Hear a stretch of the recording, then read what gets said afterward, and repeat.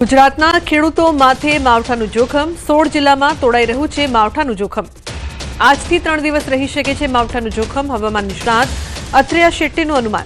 2 ફેબ્રુઆરીએ શક્યતા રહેશે માવઠાની। દક્ષિણ તરફ વધતા વેસ્ટર્ન ડિસ્ટર્બન્સની અસર ઉત્તર મધ્ય અને દક્ષિણ ગુજરાત પર જોખમ। तो अगर हम देखें तो ये अभी एक पश्चिमी विक्षोभ की वजह से फिर से एक बार बेमौसमी बारिश का खतरा मंडरा रहा है और ये 31 तारीख से लेके 2 फरवरी तक इसकी सबसे ज़्यादा संभावना लग रही है। जो उत्तर गुजरात के कुछ ज़िले हैं, पूर्वी गुजरात खास करके, और जो मध्य गुजरात के इलाके हैं, इन इलाकों में सबसे ज़्यादा संभावना है। बारिश ज़्यादा होने की संभावना नहीं है, यानी कि लगभग 1 से 5 मिलीमीटर के बीच की बारिश की ऐसी संभावना लग रही है। और अगर मैं ज़िलों की बात करूं तो सबसे ज़्यादा जो इसकी संभावना है वो साबरकांठा, मेहसाना, अरावली, महिसागर, दाहोद और खेरा, और फिर अगर हम मध्य गुजरात की तरफ आए तो फिर कुछ हद तक अहमदाबाद, गांधीनगर की इलाके और वडोदरा के इलाकों में खतरा है।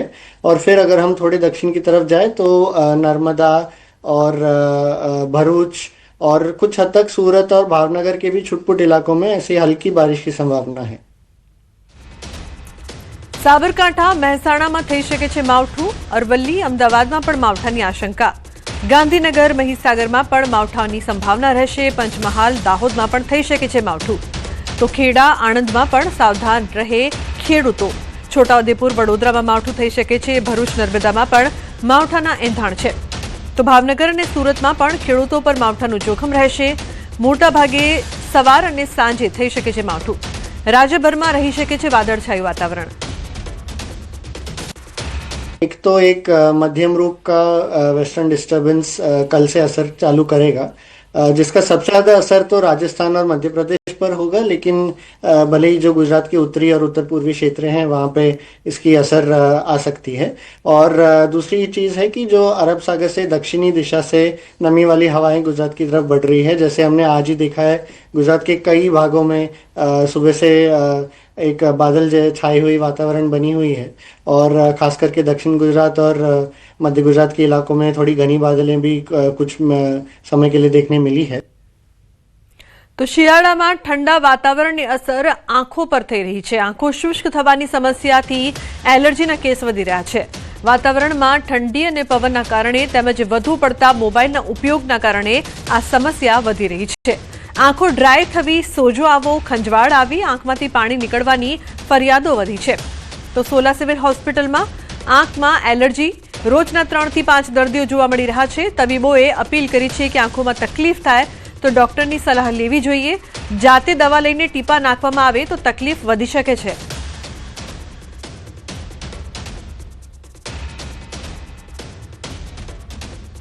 તો આંખો શુષ્ક થવાની સમસ્યાઓ વધી રહી છે। શિયાળામાં એલર્જીના કેસ સતત વધી રહ્યા છે, પરંતુ ડોક્ટર દ્વારા સલાહ આપવામાં આવી છે કે જો આવું થાય તો જાતે ટીપા ન નાખો અને ડોક્ટરની સલાહ લો।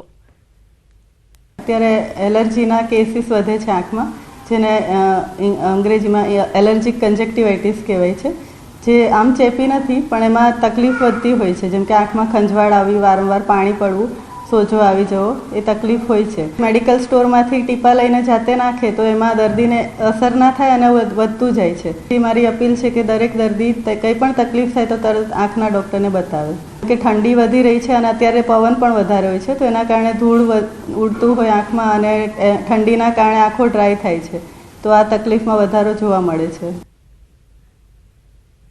ચાંદી અને સોનાના ભાવમાં કડાકો નોંધાયો છે। ચાંદીના ભાવમાં એક દિવસમાં 1 લાખનો ઘટાડો થયો છે। 1 કિલો ચાંદીનો ભાવ 2.90 લાખ થઈ ગયો છે, તો 1 તોલા સોનાનો ભાવ 1.55 લાખ થયો છે। આજનો સૌથી મોટો કડાકો સોના અને ચાંદીનો છેલ્લા 40 વર્ષનો આજે આવેલો છે। કન્ટિન્યુઅસ ભાવ વધતા વચ્ચેની બજારોમાં આ કરેક્શન આવવાનું જ છે અને દરેક જ્વેલર્સ દ્વારા કહેવામાં આવેલું હતું કે આ કરેક્શન આવશે અને આજે આ જ કરેક્શન આપણને દેખાઈ રહેલું છે। સોના અને ચાંદીના ભાવમાં જોઈએ તો સોનું અત્યારે 1,57,000 રૂપિયા, જે 2 લાખની નજીક પહોંચેલું હતું, આજે પાછું 1,57,000, 1,60,000ની નજીક પહોંચેલું છે। અને ચાંદી જે છે એ 4 લાખને પાર કરી ગયેલી હતી, એ અત્યારે 2,97,000 રૂપિયા સુધી પહોંચેલી છે। સોના અને ચાંદીમાં ગણવા જાય તો લગભગ 33% જેવો 30% જેવો ચાંદીમાં ઘટાડો કહી શકાય, જે ખરેખર માર્કેટ માટે સારું નહીં કહી શકાય કે આ રીતનું માર્કેટ વધે અને પછી માર્કેટમાં આટલું જોરદાર ઘટાડો આવે તો એ બરાબર નહીં કહી શકાય. જેતપુરના રબારિકા રોડ ઉપર દીપડો ફસાયો છે. સીમ વિસ્તારમાં બાવળની કાચમાં દીપડો ફસાયો છે. સ્થાનિકોએ વન વિભાગને જાણ કરતા ઘટના સ્થળે પહોંચ્યું. વન વિભાગે દીપડાને બહાર કાઢવાની તજવીજ હાથ ધરી છે. ઉલ્લેખનીય છે કે વન વિભાગને જાણ કરવામાં આવી હતી. દીપડાને બહાર કાઢવાની તજવીજ હાથ ધરાઈ છે. દીપડો છે તે ફસાયો છે, જે બાદ વન વિભાગને તેની જાણકારી આપવામાં આવી છે. રબારિકા રોડ ઉપર આ દીપડો છે તે ફસાયો હતો, તો બાવળની કાચમાં આ દીપડો છે તે ફસાયો છે.